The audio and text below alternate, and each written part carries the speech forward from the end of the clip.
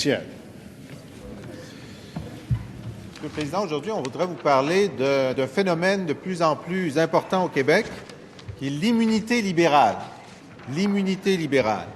Hier, le premier ministre a inventé un nouveau concept, celui du no-fault ministériel, ou disons de l'irresponsabilité ministérielle. Selon ce concept, si vous n'êtes pas au courant de l'incompétence des gens dont vous avez la charge, eh bien, vous n'avez aucune responsabilité. C'est nouveau.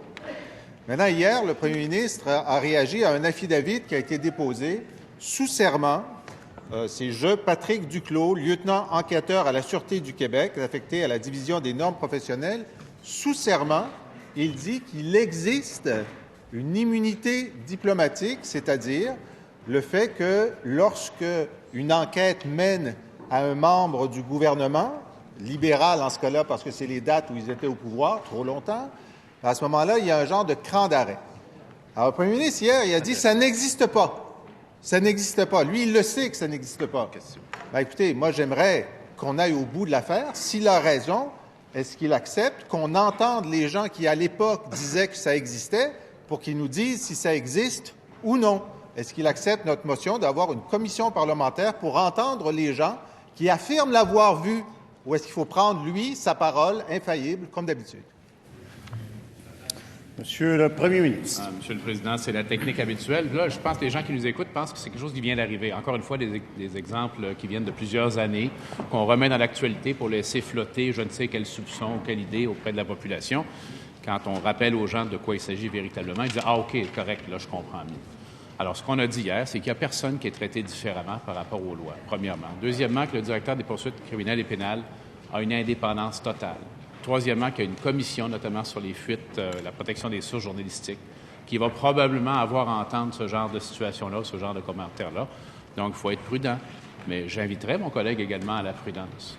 Si je me souviens bien, dans cette Chambre, la seule époque récente où on a parlé d'influence politique dans les enquêtes policières, c'était pas notre parti, c'était le sien.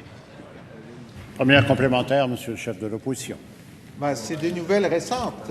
Cet affidavit, on l'a eu en main depuis quelques jours seulement. Donc, on ne savait pas jusqu'à il y a quelques jours que, sous serment, un lieutenant enquêteur affirme que ça existe. La prudence appellerait le premier ministre à accepter qu'on entende des personnes qui vont nous dire si en 2009, ça existait. Maintenant, on a appris en novembre dernier, par un communiqué du gouvernement, qu'effectivement, il y a une directive qui existe, qui dit que lorsqu'un membre de l'Assemblée nationale a un mandat, il doit y avoir une décision particulière. Monsieur le Premier ministre. Ça a déjà été expliqué, tout ça. Et la Sûreté du Québec elle-même l'a expliqué, Monsieur le Président, lorsqu'il y a des changements qui ont un impact sur la cote de sécurité, notamment des membres du gouvernement, il est du devoir de la Sûreté du Québec d'en avertir le gouvernement. Il le sait très bien. Mais il a évité habilement ce que je lui ai dit. Entre nos deux partis, le seul qui fait l'objet d'un incident avéré d'intervention politique avec les enquêtes policières, c'est le sien. Deuxième complémentaire, Monsieur le chef de l'opposition. Visiblement, le premier ministre n'est pas au courant, d'où l'importance d'avoir une commission parlementaire. Le communiqué gouvernemental nous dit qu'il y a une directive au mandataire pour faire en sorte que lorsqu'un élu de l'Assemblée nationale fait l'objet d'un mandat d'écoute, il faut, en plus de la procédure habituelle, l'autorisation du DPCP. Cette directive existe depuis quand? Pas sous un gouvernement péquiste. Est-ce qu'il peut la déposer et nous dire pourquoi elle a été adoptée par les libéraux? Monsieur le Premier ministre. Je remercie mon collègue d'en parler. C'est une excellente directive. Ce qu'on vient d'entendre, c'est qu'il faut notifier un organisme indépendant, totalement apolitique, qui est le DPCP. Alors, je ne sais pas où il s'en va. Il s'en va dans la brume, Monsieur le Président. Troisième complémentaire, Monsieur le chef de l'opposition. Alors, on voit qu'il faudrait éclairer même la connaissance du premier ministre. Le DPCP a été créé par le gouvernement libéral de Jean Charest, celui qui mettait des post-it pour les juges, on s'en souvient bien.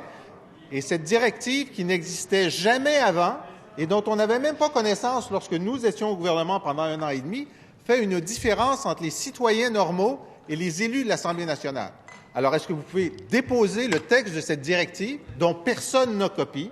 Et est-ce qu'on pourrait savoir pourquoi elle a été créée et qui elle protège? Monsieur le Premier ministre. Monsieur le Président, elle protège nos institutions si elle existe.